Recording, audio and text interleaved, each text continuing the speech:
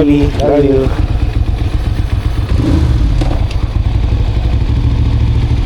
Bye-bye.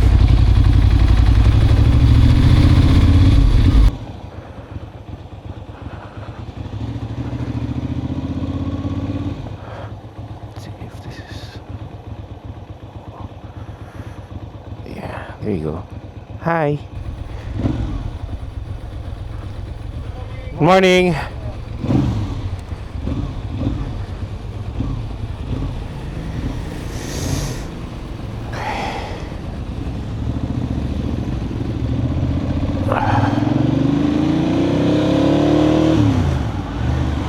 Okay, we're fairly warmed up. I think we have tow and gas. Let's check for gas. Gas is good.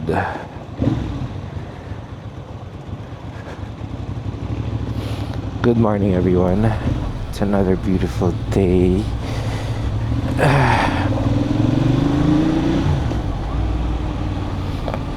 Quite excited for work today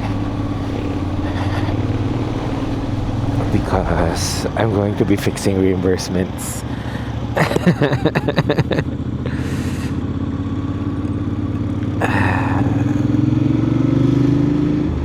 So what I have for you guys today, we are talking about what haven't we done yet? We haven't done the bike yet. I think today we'll finally talk about the bike. So quick backstory on me and motorcycling. I have been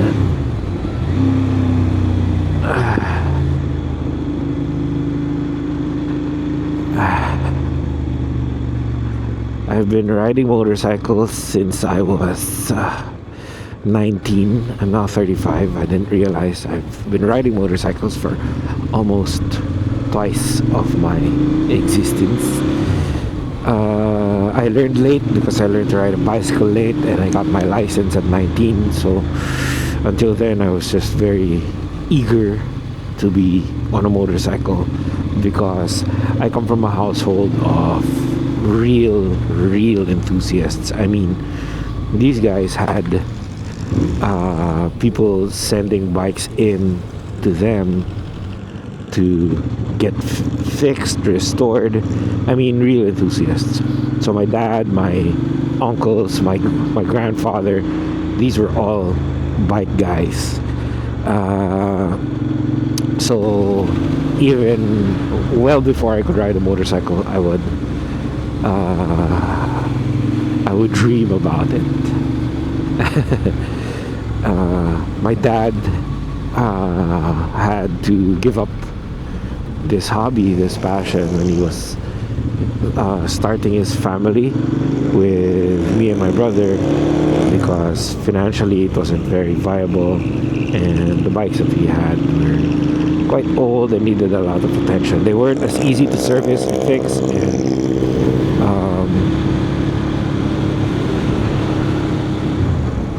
source parts for as they are today.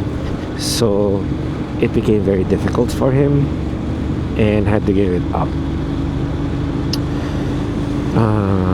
So I really wondered why he wasn't riding motorcycles anymore, because I knew how much he loved it when I was young. So I kept bugging him about it, and really the short and simple answer was a little heartbreaking, because he had to choose. He had to choose between us and bikes.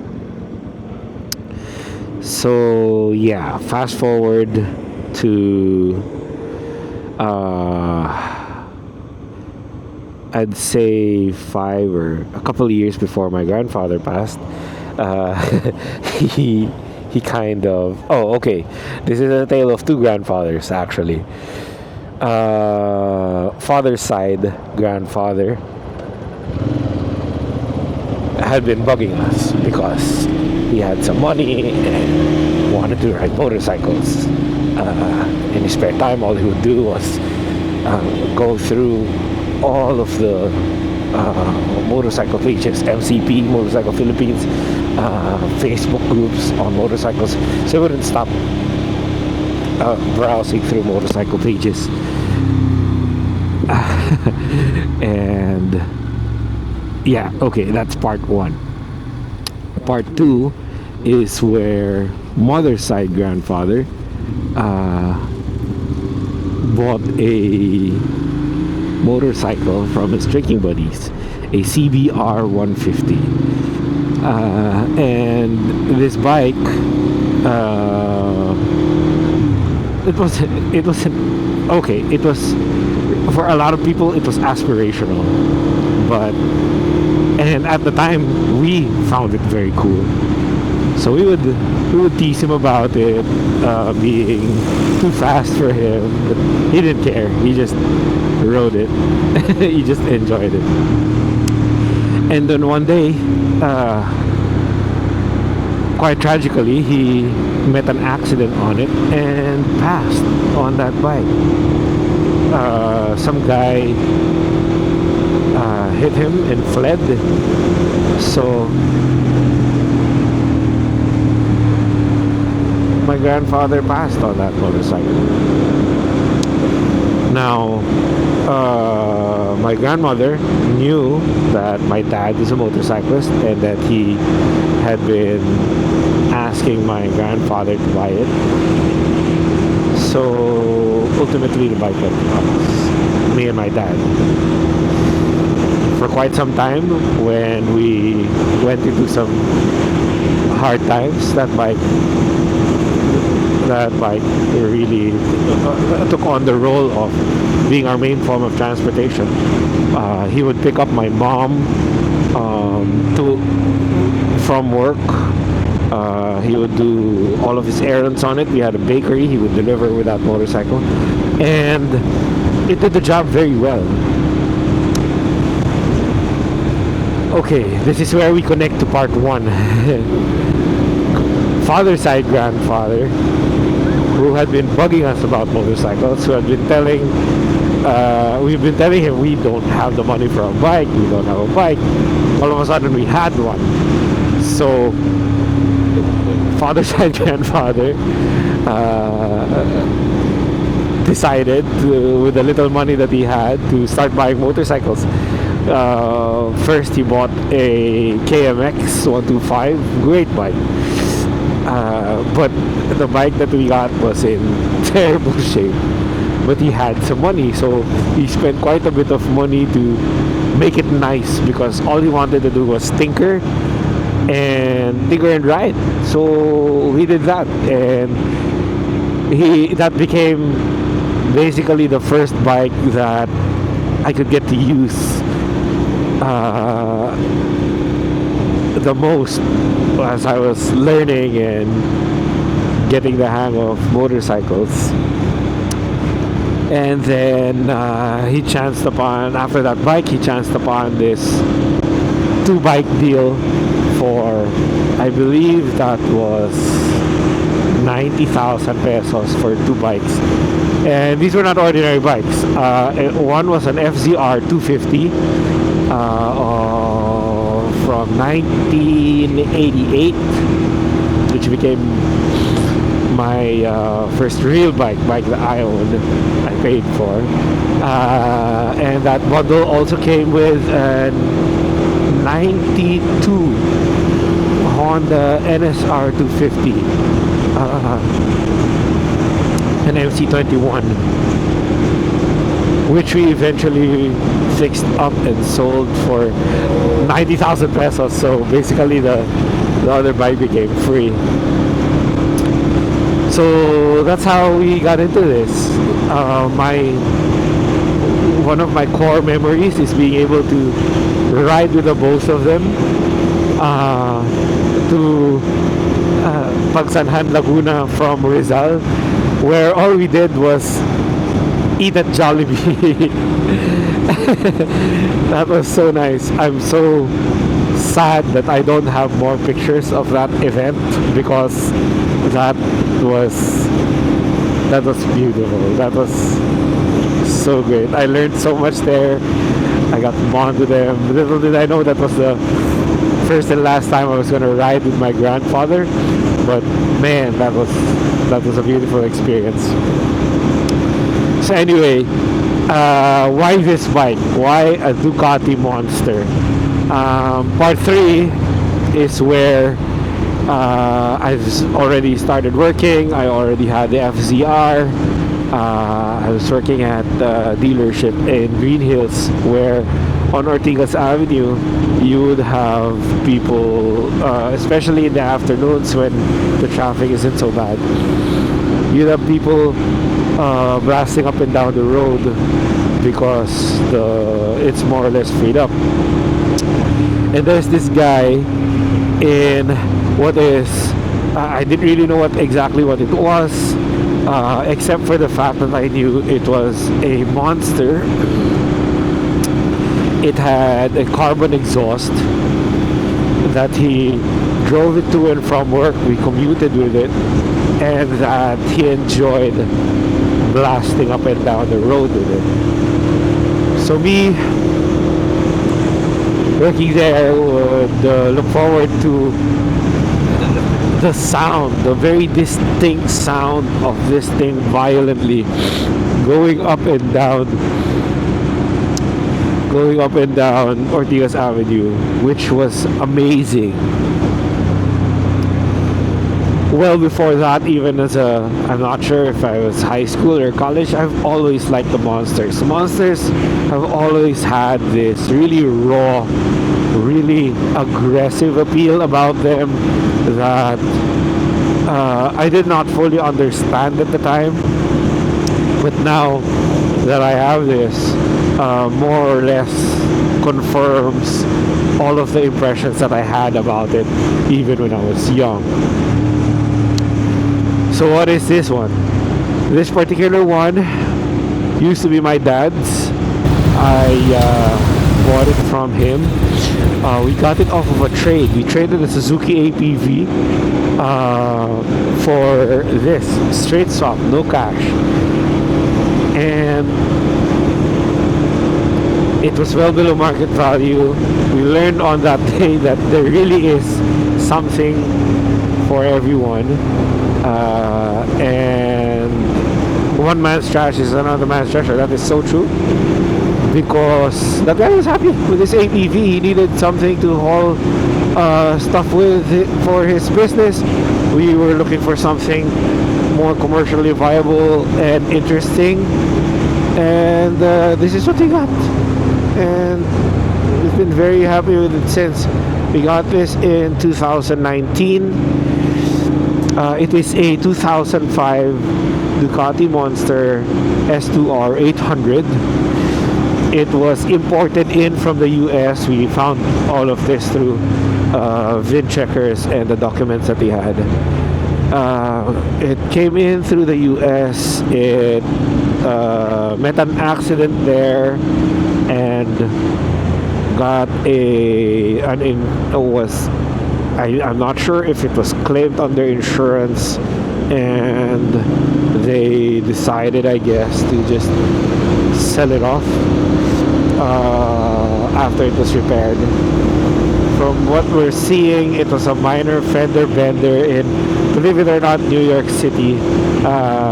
You'll be surprised at the information you'll find off insurance reports. And then somehow, some way, it found its way to where we think is Cebu, and then Manila. So there, Ducati Monster S2R. It's a limited run of basically Ducati putting their best equipment, their best components into the Monster. The Monster is a very old bike. It's been around since the early 90s. It's been around since the early 90s, and they've just continued to evolve it from carburetors to fuel injection. This particular bike got some of the best goodies. It's got the single-sided swing arm, which I'll talk more about in a little bit. It's got single-sided swing arm. It's got the fuel injection. It's got this very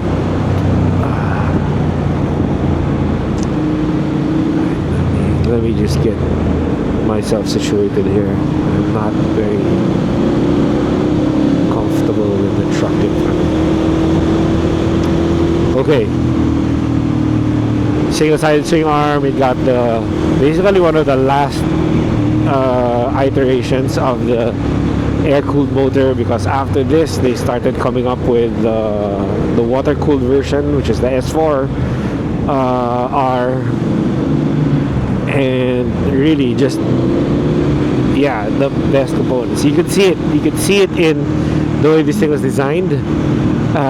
It's got a lot of that old flair, the old components, but with a little bit more of the bridge to the modern motorcycle. So what's it all about? So in terms of design, you've got classic Ducati styling, trellis frame, this nice, very muscular tank. They call it a monster for several reasons. One, because it does. They did want to go for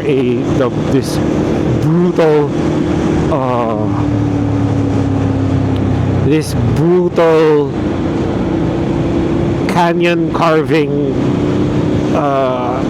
agile cruiser. A lot of motorcycle reviewers call it a muscle bike, because what the chopper is to the US with their long wide highways, this is to the Italian mountain countryside, where there's not much of this wide highway system. It's more of going up and down the hills and mountains of Italy. So it had to be very capable, very agile. It had to take turns, and well, this does that very well. So it was called a monster because of that design philosophy, and then because it was also it was a garage bin special. It's a Frankenstein of parts they got from their old sport bikes. So it's got some of the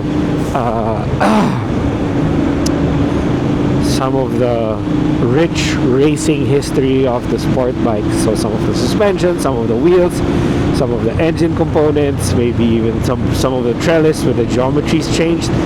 So all of that is the reason why it's a monster. So what are some of the main key elements that make a monster a monster? It's this round headlight, this beautiful round headlight, who is, by the way, sorely missing from a lot of modern bikes. For some reason, they don't want to do a round headlight because I guess they think it's too basic. But man, it's beautiful. Not everything has to be pointy shaped. Some things can be round. I mean, it's fine. So round headlight. We've got this optional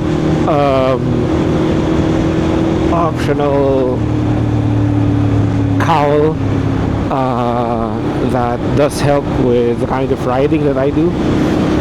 We have this very nice, very well sculpted tank, which has been the signature of monsters since they started roughly 30 years ago. Aftermarket titanium iron exhaust. No, 40 years. I'm not sure. The 90s would be 30 years ago. Okay. The steel trellis frame, which makes the bike very light, very strong. And then we have other design elements like this single-sided swing arm, which, while it's not the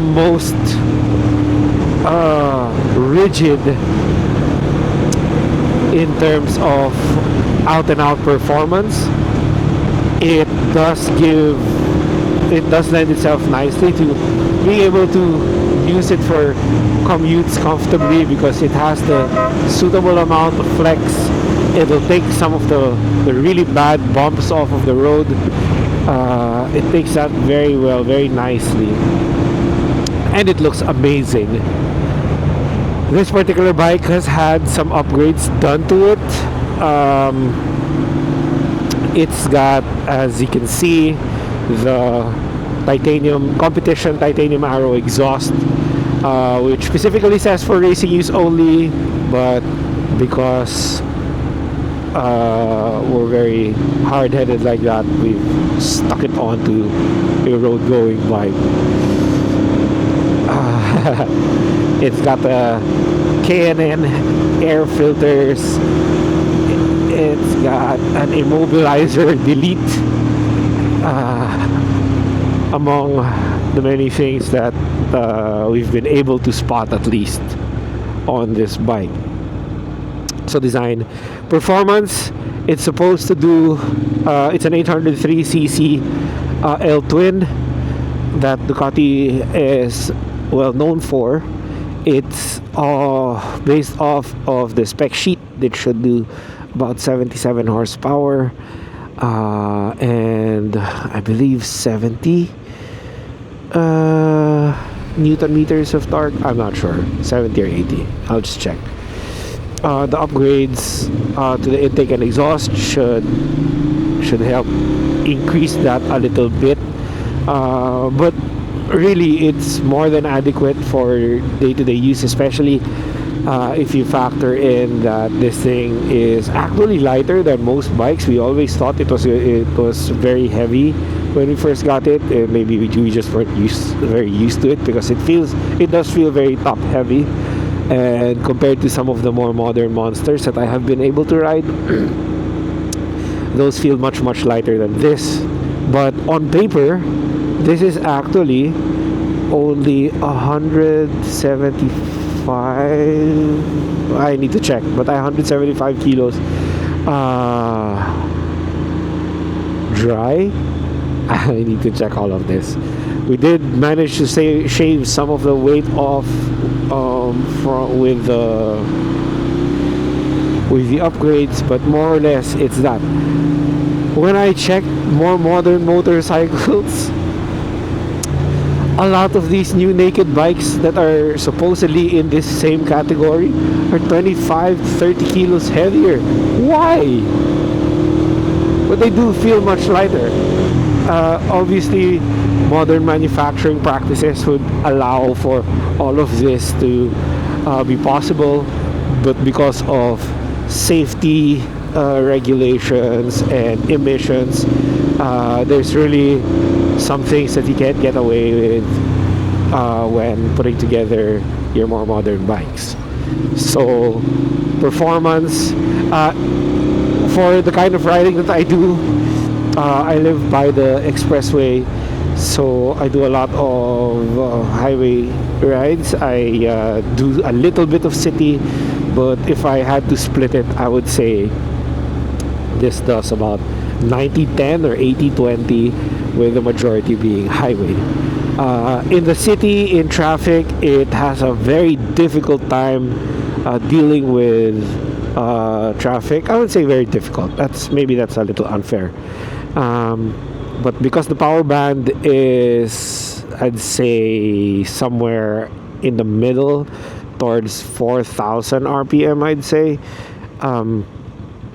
Everything below that is a little sluggish. It has a bit of a hard time. But it's not to say that it doesn't cope well. It has been very reliable. Aside from a separate incident which I'll share maybe in another video, but low RPM, a little bit of a hard time. The slipper clutch is great for making it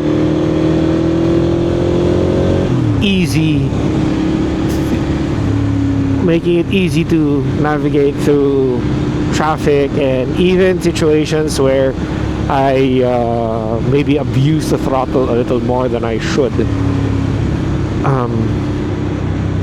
But for everyday commuting, great bike.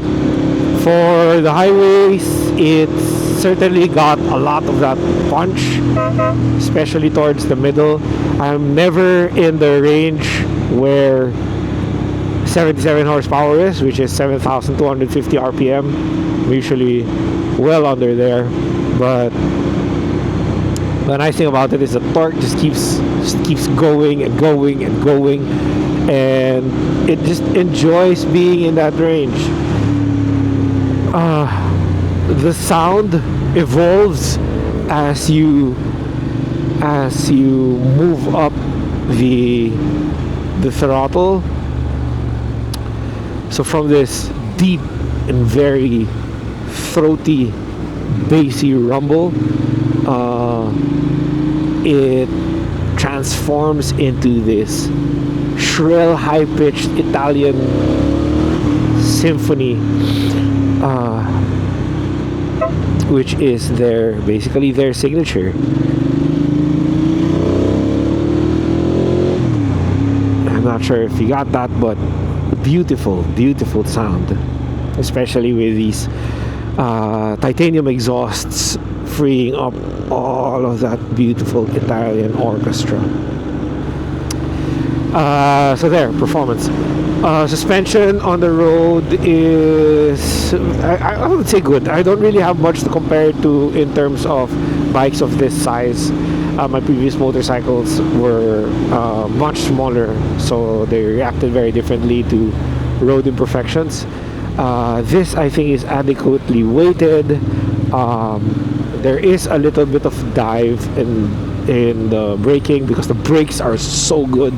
These gigantic Brembos, I believe, are 300 millimeters. I'm not sure if they're 300 or 30. I think they're 300. But the roads in Manila and in Laguna are not great, so we do have to deal with, even on the expressway, almost bumping around the entire time. So suspension, I think, is very good. I don't really need adjustables because really this is kind of the best riding scenario that we have because it's 2 days after Christmas, so the traffic is never really this good, so you can't really enjoy it this much. But otherwise, suspension, braking is fantastic. A little bit grabby in the front, so you have to learn it. No ABS, no nothing like that. So it's not friendly if you're dumb. Yeah. Okay, so we've got performance, design, riding position.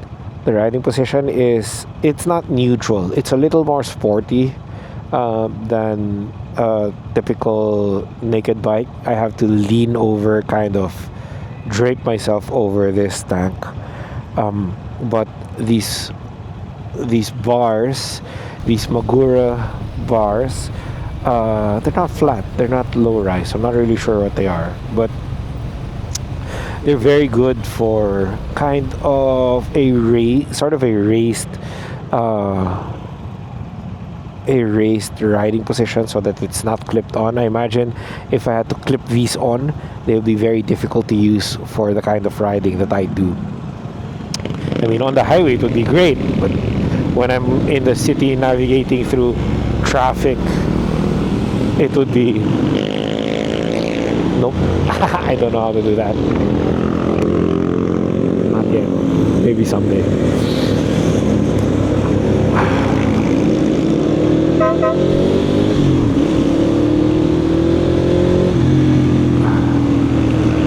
Yeah, so riding position is great. These seats, by the way, are also aftermarket. It is a I can't remember, but they're ergonomic seats, and the nice thing about these ergonomic seats is they feel very good. They're much thinner and lower than the stock unit. So it profiles very well with the bike. It looks better, and they're also very tough. This bike has figured into a fire incident, which again I'll talk about more in a later video. But basically, one of the things that prevented that fire from spreading is the seat. So amazing. Right. So seat is comfortable even on long rides. The bars, the steering is a little painful if I'm not relaxed enough. Sometimes when I ride this, I get a little tense because scary. But it does tend to hurt my wrists a little bit if I miss the shift. If I don't sit properly, basically. More stoplights. It's okay. Riding position. There. Okay. I'm doing a terrible job with the camera mounting. I'm still learning all of this. There.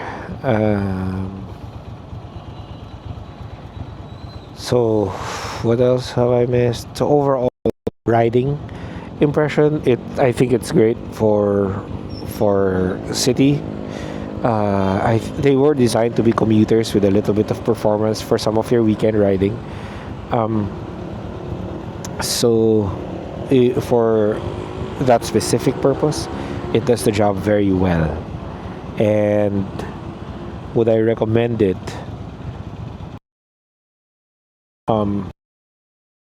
A bit of repair and maintenance. The bike was already good when we got it, but there was a lot of maintenance and repair that had to go into the bike. Care of my dad, of course, who is an excellent engineer. He got it up to speed with the maintenance. He has addressed some fuel issues with the old hoses leaking, some electrical, changed the battery, basically doing everything necessary to make it a reliable everyday cruiser. He has already done most, if not all of that, and because of that, the experience on my side has been very pleasant. Would I dissuade anyone from getting a Ducati, especially with the reputation on maintenance for Italian vehicles? It depends. If you have the patience for it, the parts are actually quite readily available overseas. I would highly recommend purchasing overseas rather than locally, because locally the compatibility may be limited, and so is availability. And because of that, because of the supply limitations, there's a tendency for shops to kind of not really take advantage. There is a supply and demand disparity there. But if you buy it abroad, you take stock of all the things you need. Treat it like a project first. It doesn't really work well as a daily unless you've done the project part. So maybe as a second bike, I would recommend it. But once all of the age-related things are settled, repairs and maintenance, especially for fueling and electrical, everything else is kind of everything else is just lasts, just works. Yeah. All right. So there's first look at least I'm sure you guys will be seeing this a lot more.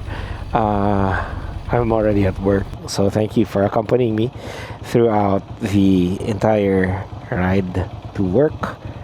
I like to park it next to the tree so that I don't get all of the sun. Fix it. There you go. Oh yeah.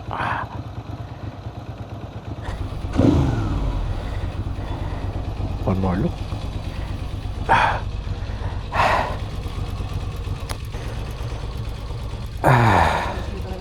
Sa?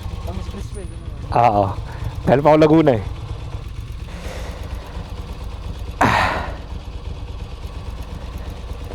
Galing pa Laguna. Pasok pa rin ba kayo, sir? Oo. Wala pa akong leave eh. Kaya mapasok pa ako eh. Okay, so one more look at the bike. Let's get that off.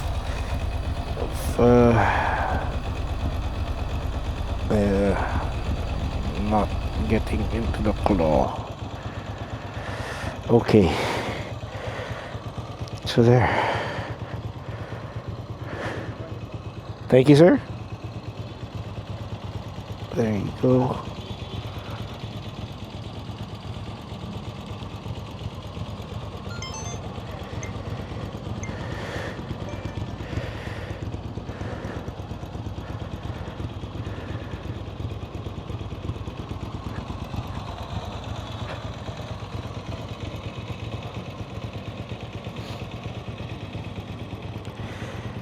There. Okay. Thank you all for joining me. I'll see you guys again in the next video. If you haven't yet, make sure to follow along because we'll be making more of these in the future. So yeah, see you guys. Bye.